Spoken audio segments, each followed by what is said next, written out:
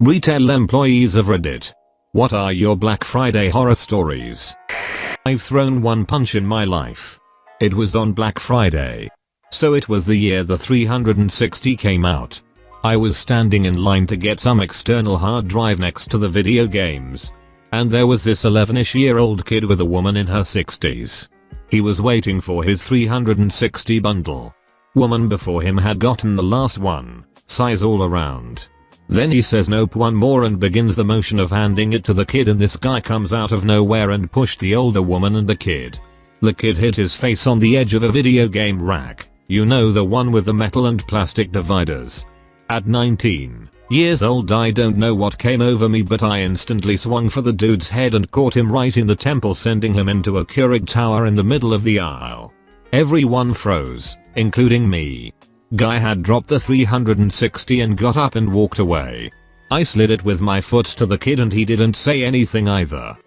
Best part was, as I still wanted the hard drive, I turned to get back in the end of the line. At the same time, the rep in charge of handing out the other items such as the hard drive asked who was next. The first two people in line just pointed at me, causing me to skip about 5 spots in line. Punched a guy in the face who tried stealing a 360 from an 11-year-old. For all those people who think violence is never the answer, they may have a point. But sometimes it does cut through the crap and the aisles with astonishing speed. This is the best. I bet you felt like a man that you are that day. I did. It helps I'm 6 feet 8 inches and built like a NFL lineman. I wish I would have gotten a copy of the security tape. I work back of house at a Toys R Us. I spent Black Friday taking big ticket items to the back where we just loaded them into the customer's car instead of trying to make our way to the front of the store. Apparently, someone decided it was fine to wander into the back storage room and start opening boxes to find what they wanted. Other customers saw this one just do it, and then decided it was okay if they did too. Myself and the other back of house guys were busy wrestling with a really obnoxious bed set. So when I made it to the other side of our back storage, I found like 8-10 people just taking cases off our bays and opening them, then tossing them aside if they didn't want it. They claimed there was nothing indicating they couldn't come back there. We have 2 signs on the swinging door saying employees only and warning, only authorized personnel beyond this point. Ugh, this is one story that makes me the most mad, mostly because at my work customers do the same thing on a regular basis. I work at a grocery store and we offer free coffee to the customers. We have this one customer that when the pot is empty just goes on upstairs to our break room and helps himself to the coffee up there. He also likes to hang out in the warehouse and drink his coffee and just stand there. I'm pretty sure I'm the only employee that freaks out at him too. I don't want to have to deal or even see customers when I'm on my break. Is that too much to ask? Man, that guy has a sad life. One lonely He is likely lonely because he doesn't understand boundaries. Sounds like the kind of guy who will pillage your fridge without asking and take your last beer or something. I worked for 6 years at a Johnny Rockets in a mall as a server and management. We didn't open early like the rest of the stores because we are a restaurant and well, we don't serve breakfast. Had people shake our gates screaming that they wanted food. It would be just me and a opener getting the chairs set out. I pointed them towards the food court and told them we didn't serve breakfast. A lady spit at me and told me, I know you have bacon. We do. In a fridge waiting to be cooked and put on a burger. Not all JRs serve breakfast. Some do. Some even serve beer. But my location has never been one of them. I can only imagine her saying that in a tone that would imply she is onto your game of trying to hide the bacon from the customers. I know you have bacon. Damn, she's onto us. Hide the bacon is the game your mom and dad play. Yup, my wife and I play this. She spends all our money, and I wonder where all our money went. Thought that's what the gang members use as slang after they kill police. I think it was around Black Friday 2004 and I was a cart pusher at a Walmart. In this particular year, Walmart offered a plasma TV at an extremely low price and was the hottest deal of the year. A man showed up the Tuesday before the big sale with a tent, ice coolers, generator, TV and everything he needed to brave the 3 nights he would be staying over. He continuously talked about being first in line and how he was going to get the plasma TV and how he was hosting the next Super Bowl party, so this was just going to be the best thing ever. Come around Thursday night, I showed up to my shift and he was still there in a jolly mood, thankful he was about to be able to go home and sleep in his own bed. The news came and he did a short interview and explained what he was waiting for, how he was able to get the time off. He was a truck driver and was overall excited over the whole ordeal and prided himself for toughing out the cold. The line for the entrance wrapped around the whole front of the door and about another 300 yards or so past the store, with thousands of people waiting to get in. At 5 AM, the doors opened and the man goes straight to the plasma TVs to see that they were all gone. What happened? The garden center at the Walmart opened up about 10 seconds before the front doors, and those that came the night before scooped up on all 15 plasma TVs. This guy, who had been there since Tuesday afternoon, was dumbfounded and argued with management but was stonewalled and told there was nothing that can be done. That guy's Thanksgiving was a bust for sure. That doesn't sound fair. Poor guy. Yeah, it wasn't fair.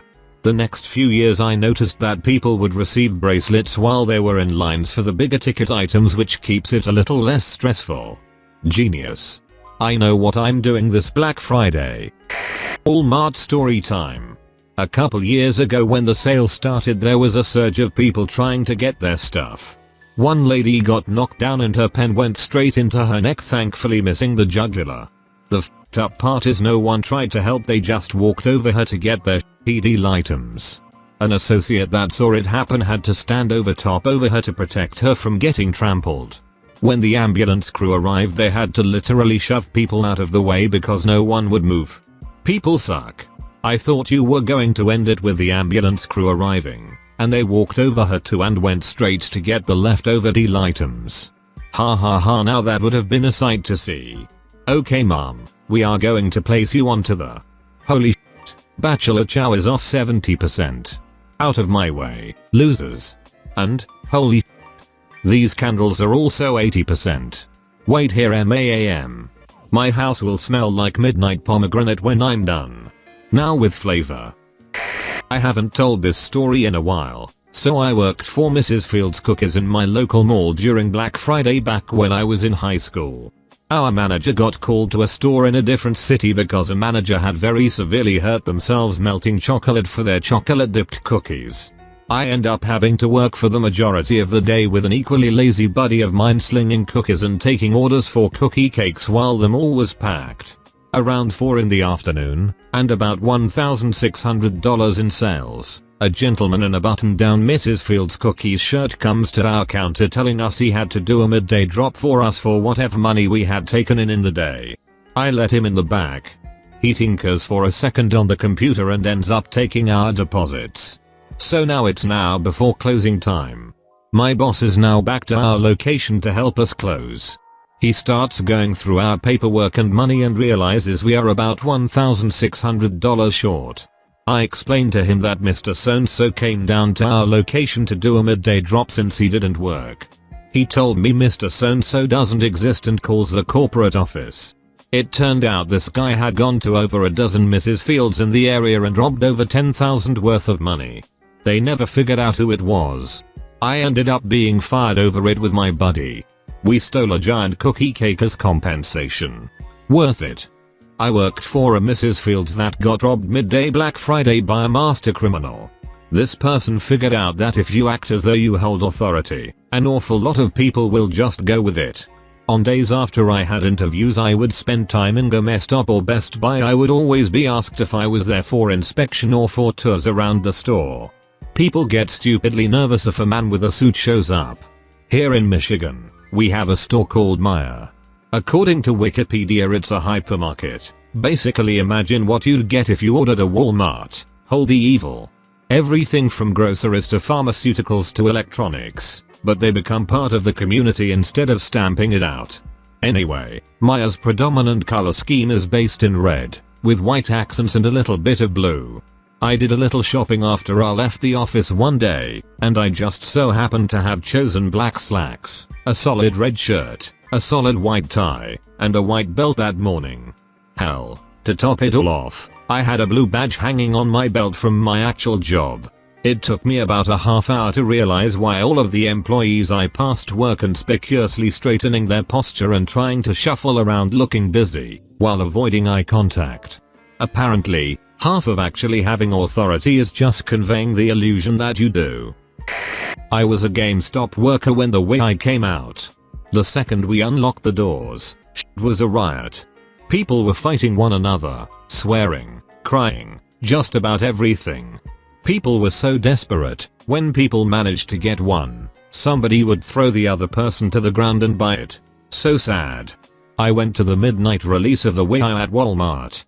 We were given numbers and everyone just chilled in chairs. One guy had a generator in the back of his truck and ran an extension cord to where we were sitting. He set up his laptop and a small projector with a small screen. Everyone just sat together, watched movies, shared popcorn, food, and drinks. It was awesome and I'm sad this is such a rare case.